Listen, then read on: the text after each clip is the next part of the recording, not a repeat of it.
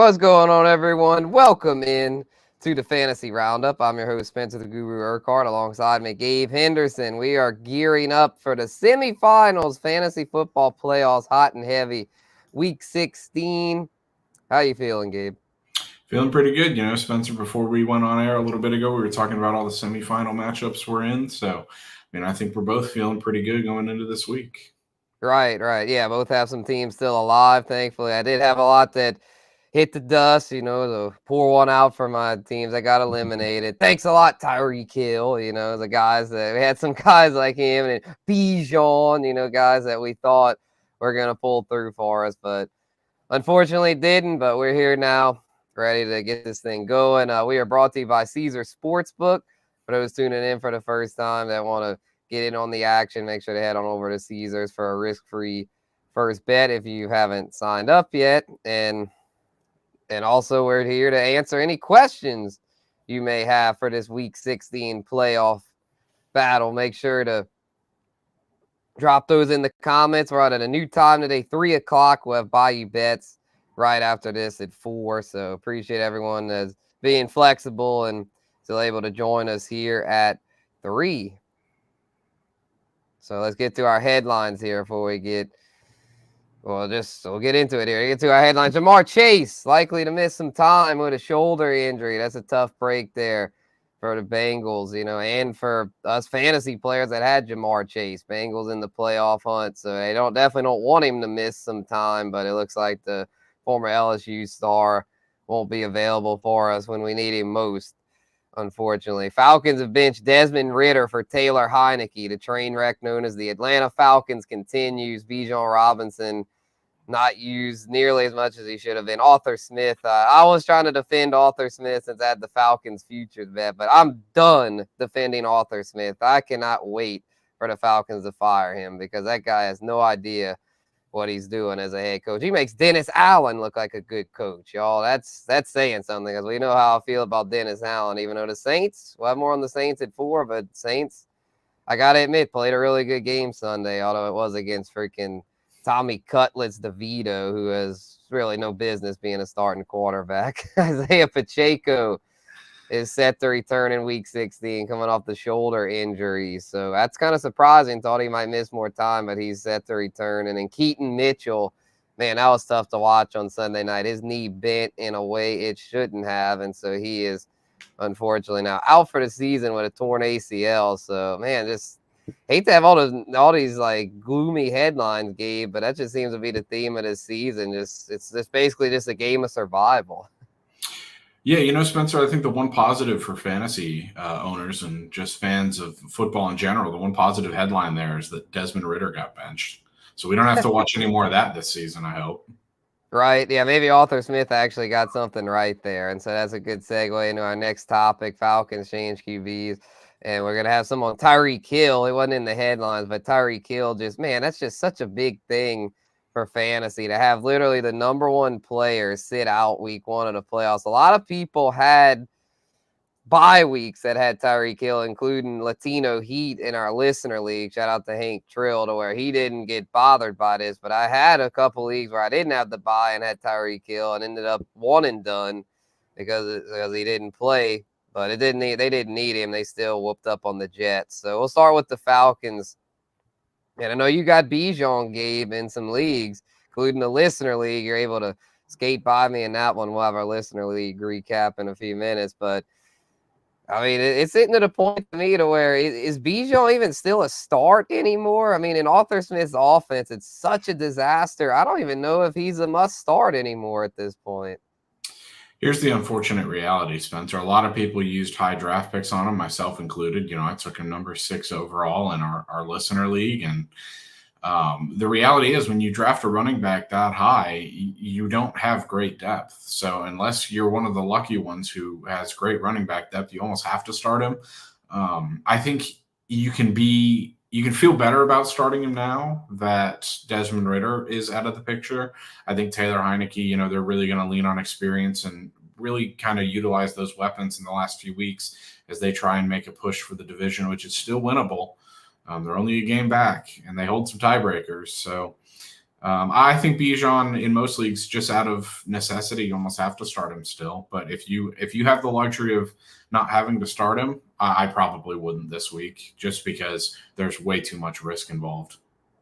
Yeah, that's a solid take, man. I'm with you on that. Any leagues, probably 12 teams or deeper, you're kind of forced to start him because even in a limited role, he's still capable of breaking off a big play. And he's got a good matchup against the Colts. So unless you're in a shallow league, I'm in one of my home leagues, there's 8 people. And so, like, I've got the luxury of having Kenneth Walker, James Cook, and Alvin Kamara. So I think I'm going to go ahead and sit Bijan as much as it pains me to do it. I mean, the fact is, it's a committee. It's a committee backfield between him and Tyler Algier. And that's the reality here. Arthur Smith is stubborn. It's, what are we now, 15 weeks in? He's not going to change. He's just not. I mean, he is what he is. He's a dumb head coach.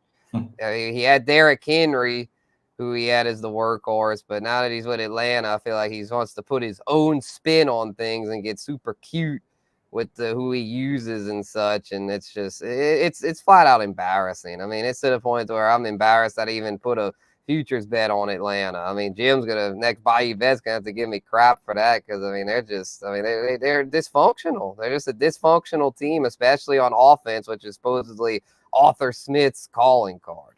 Yeah, 2 things real quick, Spencer. One, shout out Kenneth Walker, who had a great game last night. I heard you mention him briefly. My best flex pick of last week, so I'm kind of going to break my arm, patting myself in the back there. But in terms of the Falcons, here's the reality you face now. If you're the Atlanta Falcons, if you're going to get rid of Arthur Smith, you've also got to get rid of the GM now, because drafting Bijan Robinson made 0 sense. They have way too many weapons, but yet they're still way too incompetent. Tyler Algier is still showing that he's more than capable of being a starting running back in this league. Arthur Smith prefers him. So why the hell did you wait? Why are you wasting Bijan Robinson and all these other stars if you're not going to use them at all?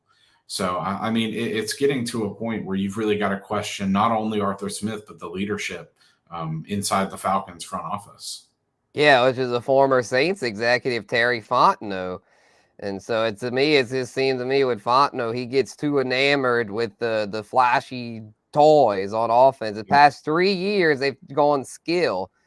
Kyle Pitts, Drake London, and Bijan Robinson. And I mean, you can do that maybe once every 3 years, but you can't keep going skill first round every year. You've got to beef up the trenches. And the Falcons' offensive line isn't terrible per se, but if they'd have spent one of those picks on an offensive lineman, it probably would create more running lanes for Algier. If they'd have just stuck with Algier and not gone Bijan, and then let Bijan go somewhere where he'd have been a better fit, that would have just been better for everybody. But let's not get too far down the rabbit hole there. We'll shift gears to Tyreek Hill, who's questionable with an ankle injury and just really sold us down the river. At least with Josh Jacobs and Keenan Allen, like, they played Thursday. So if you had them, you're able to make backup plans and probably not have it affect you too much. But you had Tyreek Hill, you had him in all the way up until Sunday morning, and we're just praying that he would be deemed active, but he was deemed inactive. I remember when I woke up to that, I was like, what the hell? I was like, no. I was scrambling. And also Chris Olave. Chris Olave was a late inactive, and at least he plays Thursday. Saints and Rams play Thursday to where we'll know Olave's status before any other games. But Tyreek Hill, man, it's going to probably be GTD once again. Like, I don't think it's going to be something to where we're going to know ahead of time. They're probably going to limit his practice reps and all that. So they do play Sunday at least, because they do have that Monday slate and some Saturday. Tyreek Hill, he plays Sunday at 3:25. So it's not ideal, but at least it's not Monday. But as far as if he's going to play, I mean, we don't know. Just make sure to monitor the practice reports. I would think he will, though, if I had to predict right now, because they're playing Dallas. I feel like if they'd have had a better opponent last week, he may have tried to push through, but they had the Jets to where it was like, all right, well, we should win this easily, and they did. So they played it smart, and so I would think he'd be back in the lineup this week. But if he's a little gimpy, though, then that could be an issue. But to me, if you have him, you got to roll him out. Yeah, that's what I was going to say. You know, if they hadn't played the Jets, if they had played a game like they got the Cowboys this weekend, I think he's definitely going to play, and I think he could have gone on Sunday. I just think, Mike McDaniel realized, hey, we really don't need him. It could have been worse. You talked about how frustrated you were waking up to the news that he was inactive. They could have made him active and just not used him all that much. So, I guess shout out Mike McDaniel for being a good guy and looking out for fantasy owners there. But, yeah. I think he's going to play this week because this is almost a must win for the Miami Dolphins. Yeah. Speaking of not being a good guy for fantasy owners, Pete Carroll. What the hell was that last night? Makes Geno Smith active, and then we don't find out that it's Drew Lock starting till literally right before kickoff. Like Schefter didn't even know. Like that's, I mean, not that it mattered for most people, but still, it's just like, come on, man. If you've got Geno Smith as your starting quarterback, chances are you're not playing a meaningful fantasy game this week, anyways. Yeah, well, it's super flex leagues though. It makes it to where those fringe QBs, a lot of people moving to super flex makes it to where those guys end up having value. So you just never know. Just never know. Even for bettors, like imagine a sharp bettor that had a lot of money on that game. Although Geno to Lock, that's pretty much a lateral move. Yeah. So yeah, appreciate everyone tuning in here on the Fantasy Roundup, presented by Caesar Sportsbook. My pal Marty in the chat. What up, bro? Shout out to Marty and Kevin. We'll get to your questions in a little bit, Kevin. I see you got a handful of them there. We'll get to our Q&A segment right after we recap the Listener League, which pour one out for the Guru squad. We went down to Mr. Gabe there, Tua Infinity. Tua got him to the next round. It wasn't pretty. Neither one of us had a good week, but Gabe did just enough to get by. My team I kind of figured I was going to lose when Keenan Allen went out because my team just wasn't very deep in that league, unfortunately. Shout out to all the listeners for being super active on the waiver wire, making life tough there to where it was like, I mean, no one's like super stacked. I mean, everyone's pretty balanced there, but, just didn't quite have enough horses there, so Guru squad is out, as well as Salmon's team. I'm on a roll. He had a good run, though. Was able to sneak into the playoffs, but run CMC William, man, anyone with CMC right now is rolling, and William put up the best total of anyone in the playoffs, 155. So he'll be taking on the number one seed, Hank Trill, Latino Heat, who was lucky for him, had a bye because his team he had Tyreek Hill and Dak and just a lot of guys that stunk, but the bye came at a perfect time for him because I don't think those guys will bounce back. So him and William, that's going to be fun. And then Gabe taking on Mike there, waiver Wi-Fi, I think his team's called. He's got a Chiefs logo. I'm not sure what his team name means there, but he's good, though. He's a 2 seed, got the bye, has a stacked team. So Gabe's team's probably going to have to score more than 103 if you want to get to that chipper. Yeah, I need Bijan Robinson to show up, plain and simple. I was amazed that I was able to get through this week with the performance that Bijan had, 0.4 points. Just, you can't have that happen. You can't. And so I need him and a few other guys to come up big this week if I want a chance.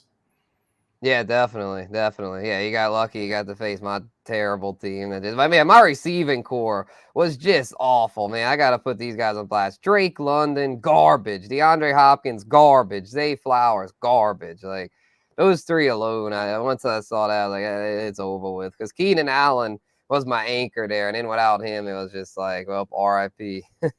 Yep. Luckily, my guys stepped it up a little bit. 103. Not something that'll usually win you some games, but luckily, got a good matchup this week. For sure. All right, let's do our Q&A here. Our first Q&A segment. We'll circle back around at the end of the show, but we'll get our initial Q&A segment knocked out here.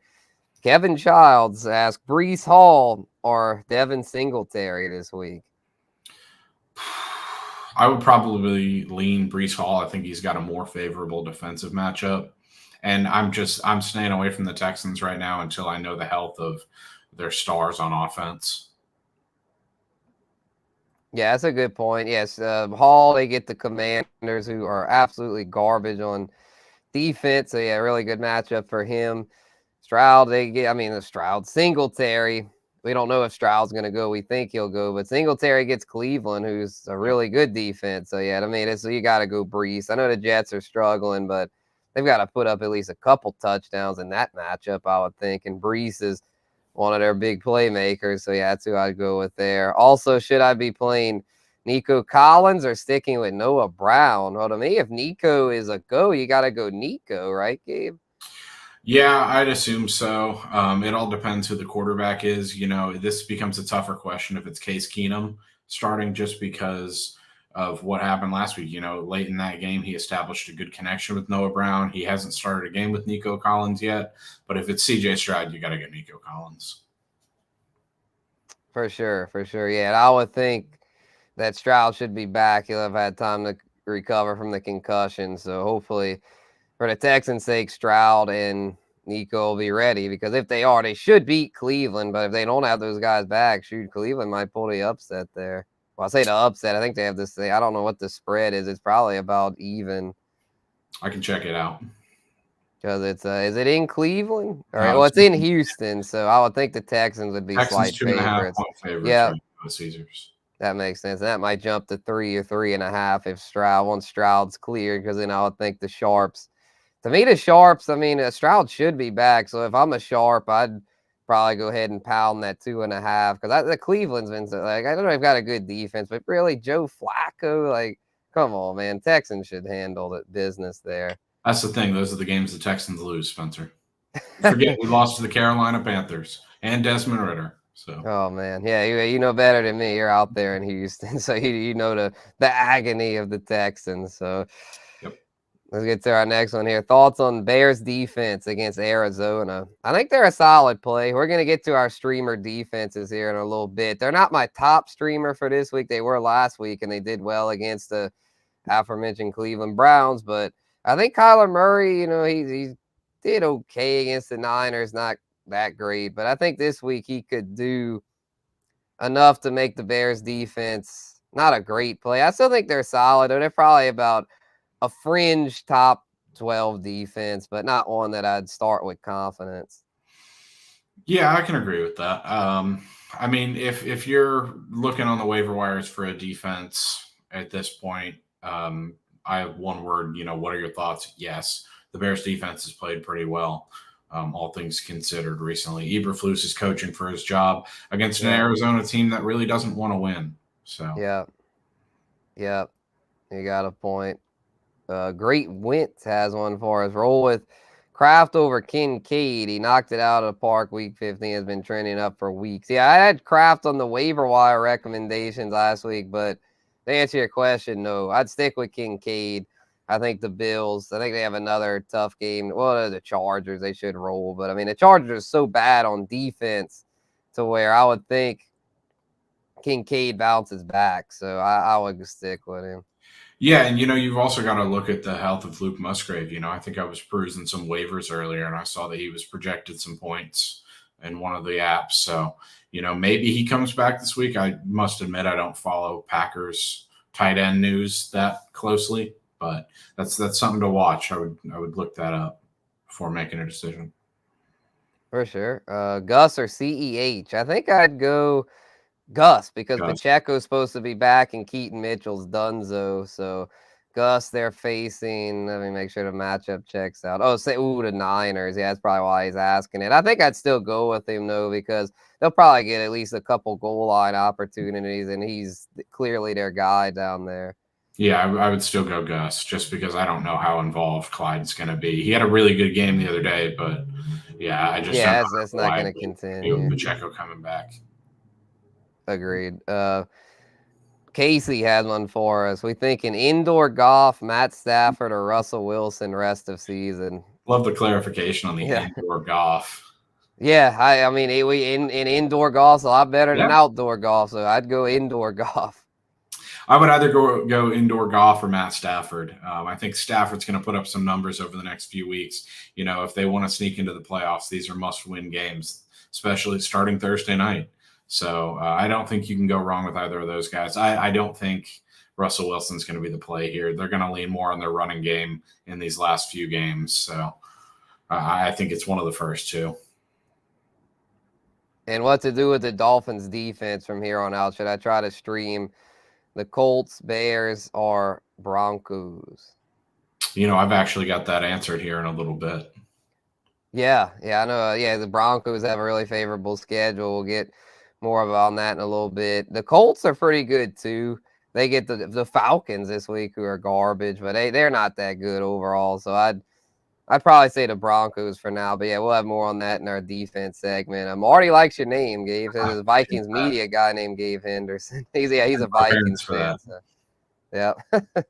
And Mark has a few NOLA comments that we'll get to here real quick. If you want to, we'll have more on that at 4 on Bayou Bets, Mark. But he thinks Pelicans win 5th in a row in NOLA versus Morant. I don't know, man. I think they could, but Memphis is getting like 8 points. To me, if I'm betting that game, I'm hammering Memphis with Yeah, I'm Ja taking Memphis back. with the 8 there. Yeah, that seems like a value. I know the Pels have been playing better, but I don't really like them in this spot. And the Grizzlies got worked the other night by the Thunder, and they actually played well late. So I think there's some value. I think there's going to be some excitement around Memphis. But even though Ja Morant comes back, they're still missing big guy Steven Adams and a few other role players. So, they're not going to be great, but I do like them to take the 8 points. Yeah, and Derek Carr, player of the game Sunday versus Tommy Cutlets. Yeah, I can't argue with that. I mean, yeah, he played well, but it's like, where has that been? I mean, it's freaking week 15. I mean, it took you 15 weeks. I'm still not happy with Derek Carr, but he did play well. I'll give him some credit at least. I'll turn the hate off for now, but I'm definitely not sold that he's the answer. Let's see. Adam has one for us here. This will be our last question before we go to the waiver wire segment. Stevenson, Warren, or Chandler at flex? Also, do you think Keenan or Chase will play? Well, I'll get to the Keenan chasing. I think Keenan will play. I don't think Chase will play. That's what the early tease looking like. But obviously, still keep an eye on it. But that's what I'm thinking as of now in that regard. But as far as your flex question, I would lean Warren for now, unless Madison's out again. Because Ty Chandler was a freaking horse this week with Madison out. If Madison doesn't go, I think I'd go Chandler. But if Madison goes, I'd go Warren in this case. I definitely wouldn't trust, even if Stevenson plays, I wouldn't trust him with the ankle. I don't know how Belichick is with with running backs. Yeah, I would agree. If Madison's out, I would go Chandler. I think Chandler's a good play going forward. I actually, I'm going to disagree with you here, Spencer. I don't think Keenan plays, and I think we know at this point, Jason. Oh, yeah, because they might just be tanking. I mean, at this point, there's no reason to rush your star back. They've got nothing to play for. I say just keep him out, but that's me. The Chargers could think something differently. Yep, and dang, Kevin didn't hear our answer as well. We'll get to we won't go in depth. We went in depth earlier. We unfortunately don't have time, but we had said Brees over Singletary. We had said Nico if he plays, and we had said that Bears defense was an okay play, but not a must start. Yep. So, and then that Shohei deal, that was, that was crazy. I would give more on that. I'll just give a quick thought on it. That was a slick deal by the Dodgers. They're lucky he agreed to that, because I feel like I think that's going to, unless MLB puts something in to prevent that, that's going to become the new norm. Yeah. I mean, it's what Todd Bowley, the owner of the Dodgers, does. He finds those financial loopholes, and that's what he does. He does it in soccer as well. Yeah, and it actually kind of made sense for Ohtani, considering how much he makes in endorsements. And then when he's retired, he'll be making just as much as when he's playing. And one thing that a lot of people haven't talked about, but I have heard it mentioned, with those deferred payments, he can move out of California and pay less in taxes. So that's something to watch. I think it's a good deal for everyone involved. Yep, they definitely took advantage of the loopholes there. Let's get to our waiver wire segment, though. I'll kick it off here. And Derek Carr, y'all. It's not pretty, but bottom line is there just aren't many quarterbacks available. And I think it's going to be a shootout Thursday night. Rams, Saints, I think they'll get into it. Stafford, we know he can sling it. And Carr, I think, is going to be forced to sling it in this one. And I was encouraged by Carr, not just that for one, he took care of the football, and two, he got a lot of weapons involved. I think he's finally starting to get comfortable with the guys. Well, he's kind of forced to. The guys not named Olave and Mike Thomas. And, Mike Thomas is out. Olave might be out again. So to me, in a way, he actually looked better with the secondary options. He was able to spread it out more. He didn't really feel like with Olave, he feels obligated to go to Olave, where without Olave, he played more free, it seemed like. So I like him in this spot. It's a short week, but he's be riding the momentum of his best game as a Saint. So to me, he's a solid streamer. Yeah, I'll tell you who impressed me on Sunday, Spencer, for the Saints was Juwan Johnson. Everyone was Yeah, he saying finally stepped up. He made some big plays the other day. So keep an eye on him, maybe as a fantasy tight end streamer. Potentially, he's going to have to show me more for me to trust him. But I guess if you're in a super deep tight end premium thing, we have all kind of league formats nowadays. So, yeah. Running back got Zamir White. This is contingent on if Josh Jacobs plays as far as if you're going to start him or not. But I still think he's worth a pickup whether Jacobs returns or not because if the Raiders get eliminated from contention, like they might just sit Jacobs out or Jacobs himself might be like, look, man, they might just they're kind of like the Keenan Allen thing. He might just get shut down to where Zamir White, they might want to see what they have with him here down the stretch. And so to me, he's someone that you hold him. And even if he doesn't start this week, I feel like there's a pretty good chance by week 17 because they're going to get killed by the Chiefs this week, and then they'll probably be mathematically eliminated. Where I think Zamir White might be someone you could pick up now, stash, and then for week 17 might be a really good play. Yeah, I definitely agree. He had a big week this week, and you mentioned with the uncertainty there and in Vegas, could be worth a shot. Yep, and the receiver got Parker Washington. I believe that's who you had last week, Gabe, and I had Zay Jones, but Zay Jones appeared to have suffered a pretty rough hamstring injury. He'll likely be out for a while to where Parker Washington probably end up the number 2 over there. Christian Kirk's out as well. Trevor Lawrence has to have somebody to throw to outside of Calvin Ridley and Evan Ingram, who, let's be real, Ridley's been very inconsistent. Ingram is what he is. He's solid, but nothing special. And even if Lawrence is out this week, that's something we forgot to touch on earlier. Trevor Lawrence in concussion protocol. So there's a chance his Iron Man streak comes to an end this week. If it does, I still like Washington because Washington had his coming out party in that Monday night game with this. And part of that was with C.J. Beathard. And so even if it's C.J. Beathard, I still think Parker Washington could eat considering he'll be up in the pecking order. He should see pretty much all the snaps on offense. Yep, I agree. I mean, I shared my thoughts on Parker Washington last week, and with Zay Jones now, that I think you said hamstring, he's going to have a bigger role, and he's stepped up the last few weeks. 100%. So, 2.4%. Y'all go get Parker Washington. That number is going to go way up. And then a tight end got Tanner Hudson for the Bengals, man. He's been kind of slipping through the cracks, but it's clear that he's now the starter over Irv Smith, and he's done very well with Jake Browning. Browning seems to be more relying on his tight ends and Joe Burrow. And with Jamar Chase out, that should be even more targets for the secondary options. And so I think Hudson is someone that's here to stay. It's clear that him and Browning have a connection, and at the tight end position being so thin, to me, he's a very solid play.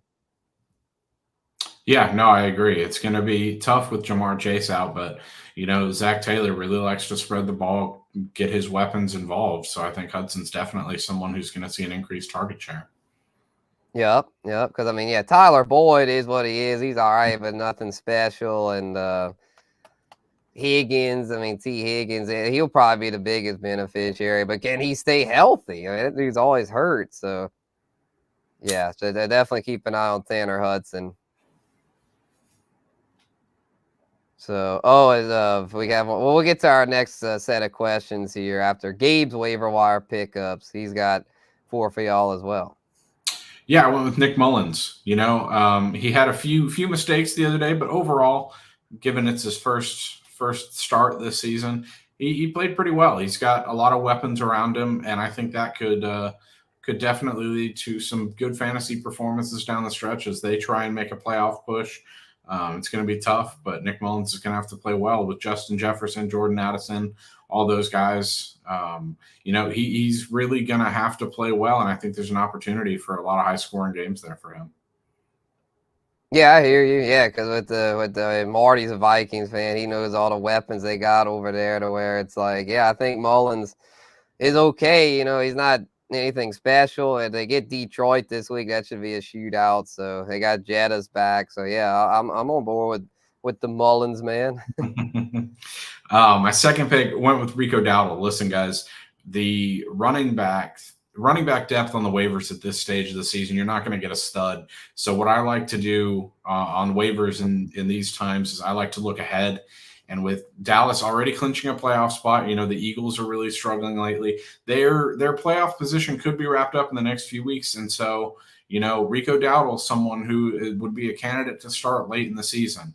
I wouldn't recommend starting him this week. I don't think he's going to get a ton of action, maybe 3-4 points here. But, if you're looking ahead to that championship game, I think Rico Dowdle, I know a lot of people go into week 18 with their championships and they start looking at those backup guys. Rico Dowdle's a guy for me that I'm looking at. For sure. Yeah. I had him last week and he didn't do good. And the whole Cowboys offense stunk. But yeah, I think this week against Miami, they should bounce back. And, Pollard, like I said, he's not really like a true workhorse. So yeah, there could be some room for Dowdle to get some points. Yeah, and then I went with Demarcus Robinson. Tutu Atwell been kind of banged up recently. And let's be honest, the Rams offense, I think I saw someone said it in the comments, ever since Kyron Williams has come back, they've looked really good on offense. And Demarcus Robinson has been a surprise in that offense. Yeah, Marty said it. That's a good shout, Marty. And I think Demarcus Robinson is a beneficiary of that. I'm not looking at the numbers currently. I think he's put up 3 back-to-back-to-back good games. So double-digit points. And if that continues, you mentioned, Spencer, you think Thursday is going to be a shootout. And if it is, Demarcus Robinson is going to be a beneficiary of that. Yeah, for sure. He actually picked up DeMarcus in my 32-man league because JAC saying if you're starting Rico, you're an 18-plus man league, especially in the playoffs. Well, and also, what if Pollard gets hurt? It's kind of like the Zamir White thing. It's like, well, if Jacobs is out, then White's going to eat. If Pollard ends up out, then Dowdle's going to eat. So it's still worth a stash. That's like a lot of these are just stashes. Involved. Yeah. He's been more involved recently. And not only that, Pollard could sit. If Dallas's playoff picture is wrapped up by week 18, why play Pollard, Yeah, or by week 17. Because, week 8, most leagues are done by week 18. Yeah, no, but I did mention in there that some leagues go into week 18. Oh, okay. Yeah, some do. Yeah. I'm in multiple too, so. Oh, okay. I don't think any of mine do because I got it to where I'm not messing with week 18. Too many guys sit out, but let them know why you like Hunter Henry.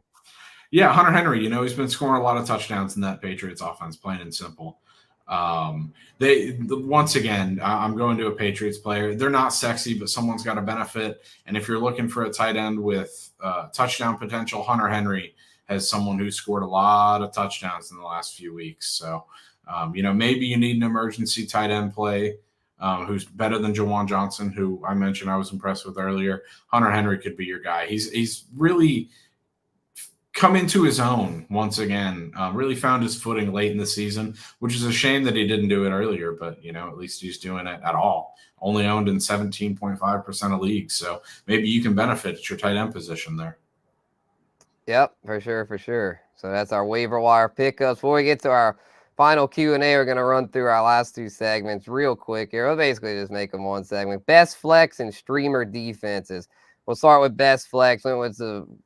Let's just be real. Low-hanging fruit options here.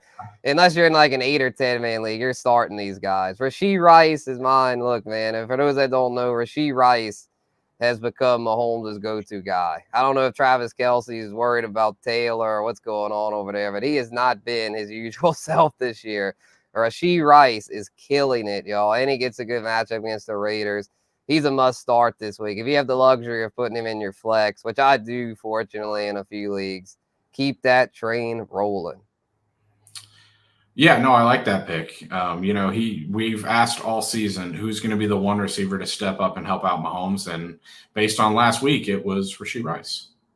Yep, and then, man, James Cook, bro, he's been in RB1 lately. I think it's a great matchup as well. Yeah, he really has. And, I think the Bills down the stretch are going to keep it simple, especially against a Chargers team that's really banged up. They don't need to stretch Josh Allen too thin. He doesn't even, he said in his press conference after the Dallas game, I feel like the kid who did nothing for the group project and got an A. And, that can continue if we're being honest. James Cook really looked good. Joe Brady's really gotten him more involved. And I think he's gotten into a position where he must start. For sure, for sure. So now let's move on to our defenses here. I got the Texans going against the Browns. Y'all, Joe Flacco, I believe, threw 3 picks last week. That's a turnover machine there. Joe Flacco at freaking 38 years old. He already wasn't that great in his prime. And now that he's even older, he's even more sloppy with the football. So Texans defense should be able to take advantage of that, have a lot of talent along the defensive line there at the rookie Will Anderson, and have a really good secondary as well with Derek Stingley. So I believe they'll be able to get at least 1 or 2 picks and rack up a few sacks to where, to me, they're a really good streamer this week. And in the next week, if you want to keep them for the championship, they get the Titans, who also suck on offense. Yeah, I think the one thing to watch with the Texans is the health of some of those defenders. Jimmy Ward exited last Sunday's game with a concussion. Will Anderson didn't play at all. Jonathan Grenard and the defensive line still ate. The Texans played really well down the stretch. They only allowed, 9 points, I think, is 7 of them were off a pick six. So they played really well. They kept Tennessee out of the end zone. But I think Cleveland, they're a bit tougher to deal with. Joe Flacco, everyone talks about, is he elite? Is he not elite? He threw those 3 interceptions a week ago. So, is he going to come back and put on the performance of his life this week? Find out on Sunday. I don't think he will. I don't think also that's the meme. Yeah, it's Joe Flacco elite. Yeah, that's clearly a joke. So, yeah, I would the elite meter is coming back around, Spencer. It's like it's the Baker cycle in older fashion. So, I'm hoping he doesn't bounce back, but you never know. Yeah, it's been a rough year for quarterbacks, y'all. The guys, I mean, like Josh Allen, Dak Prescott, guys that had been elite all season, just freaking just crap the bed when we needed them in the playoffs. So let's hope the elite meter doesn't become Joe Flacco. My God. So they see you got the Broncos, and they stunk last week, but should bounce back this week, get a much better matchup. Yeah, when I was going through my Broncos pick last week, I prefaced it with the fact that this is going to be a rough week for them. So pick them up and stash them. And the reason you're stashing them is for this week and next week. They've got the New England Patriots this week, Sunday Night Football. I think, they're in line for a great bounce back spot at home against a team that's given up. And I think their strengths play really well into defending the strengths of the Patriots offense. And then next week, they've got Easton Stick and the Los Angeles Chargers. So, to answer a question that we got earlier, yes, I would drop the Dolphins defense given the tough schedule that they have going forward, and I would pick up the Broncos. Yeah, Easton Stick. Boy, did he look bad on Thursday. He got some garbage time, but I mean, if it wasn't for the fact that the Raiders were up by so much, he'd have probably gotten like nothing. So yeah, he looked really bad. So yeah, Denver's defense, Bailey Zappi and Easton Stick. I mean, that's a gold mine for defense. So yeah, go pick them up. Yeah, Spencer, I don't mean to spoil any Turkey of the Weeks. That's going to be announced here at the top of the hour on Bayou Bet. I can tell you it wasn't me, but if we were going to make a full appearance regularly on a Bayou Bets cast, I would have also worn a turkey hat because this guy right here chose the Chargers to beat the Raiders. And that was I had a good week other than that. Really, I was in the green this week again, but that pick was bad. Yeah, well, at least you didn't lose all your picks, like the actual turkey of the week, which next on that. Live Q&A, our final segment here on the Fantasy Roundup. Appreciate everyone that's been rocking with us here on this Tuesday afternoon, a little earlier than usual, but look like we got a lot of people tuning in, so appreciate y'all rocking with us. Kevin had one more for us about Curtis Samuel. Pick valid, I'm guessing, asking if he should pick him up and drop Gabe Davis. I would say yes at this point. I mean, Gabe Davis is a yo-yo and it's to the point where I don't want any part of that. So, and Curtis Samuel has been pretty consistent this year. He's one of those inconvenient truth options. He's like doesn't have that much upside, but he's got a very, very safe floor. Yep. You know, Kevin probably doesn't watch this show every week because if he did, he would know the answer to that. I am Gabe Davis's #1 hater. Drop him in any league you have. Don't care if it's a 32-team league. That dude is not worth a roster spot. Yeah, and that's garbage time, bro. Easton, that's garbage time. Garbage time, man. Come on, man. They're already down 40, Don't 42 defend nothing at Easton that stick, point. man. Yeah, come on, man. Come on, man. If he come back next week if he does good, but it's pretty safe to say that Easton Stick's trash. But we'll get to your questions though, bro.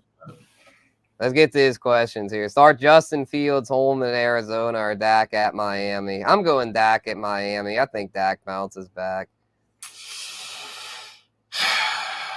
I'm going to go Justin Fields. You know, as someone who watched a majority of their game last week, I think he actually played quite well. His receivers let him down, especially, you know, everyone's looking at Darnell Mooney at the end, but there were some penalties in there that really killed him. His receivers dropped some passes. Justin Fields balled out last week, and I think he could do it again against Arizona.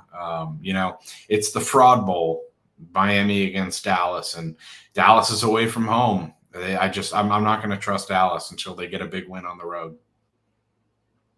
I got you. I feel like with Dallas, though, they're such a up and down. I kind of think they come back up this week because Miami, like I said, is also kind of a fraud. So yeah, I'll go with it. But yeah, I mean, it's close. I can see why he's asking. So yeah, good nice options to have at this stage of the season. Yeah, definitely.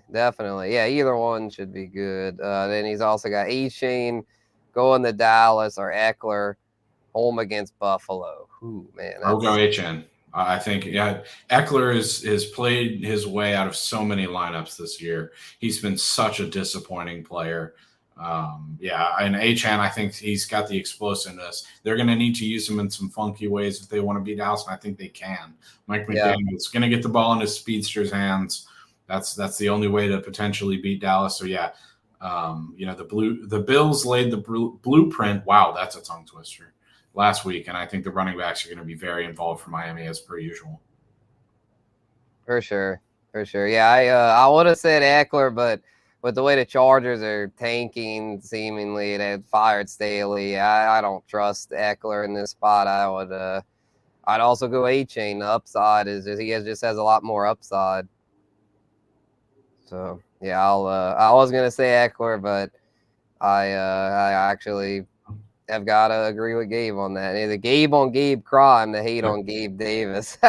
I've never been a Gabe Davis fan personally. I think he's way overrated. Shouldn't be a wide receiver too. That's the main reason I was down on the Bills going into the season. But yeah, he had that huge game against the Chiefs, and everyone got on his bandwagon. And he was one of the most overpriced players in 2022 Dynasty startup. So I was like, man, y'all are wasting a pick with. Yeah. Yeah, we're live on multiple channels, bro. Where we ask y'all for those that aren't watching on the Bayou Bets channel to please go subscribe to that channel. That's our main channel. But yeah, we're also live on the NOLA.com and the Advocate channels. So yeah, we're live and lit. Bayou Bets channel every week. Turn on those notifications. So especially during the holiday season, we're going live at weird times. So you'll never miss a show that way. Right, yeah, turn those noties on, y'all. Make sure that y'all are in the loop. And yeah, by the way, we'll be back live right in like 15 minutes, 4 o'clock Bayou Bets. So let's wrap it up here. This will be our last question. In my 12-man PPR league, I need a tight end and a flex. Trey McBride, Laporta, Kittle, and Ken Walker. Leaning toward Laporta and Ken Walker. Yeah, I can't really argue with that. I mean, Laporta's been too good to bench. I know McBride's been trending up, but the Bears are pretty solid on defense lately. Kittle's good, but I mean, he's got the Ravens. That's a tough matchup. And then Purdy's been locked on the Debo lately. So yeah, I'd go Laporta at tight end. And yeah, to me, you got to go Ken Walker, man. He's back healthy in the workhorse. So. Yeah, you know, I'm a big fan of the double tight end strategy. I like my tight ends. But yeah, I would go Laporta and Kenneth Walker as well. Yep. All right, y'all. That's going to do it for this episode of Fantasy Roundup. Make sure to come back around at 4 o'clock. Bayou Bets. We'll have all the latest in the world of sports betting. Jim Derry and Thomas Casali live to give you all the latest on that. So for Gabe Henderson and Spencer the Guru Urquhart, we will see y'all. This has been Spencer the Guru Urquhart, I meant to say. We will see y'all next week. Peace.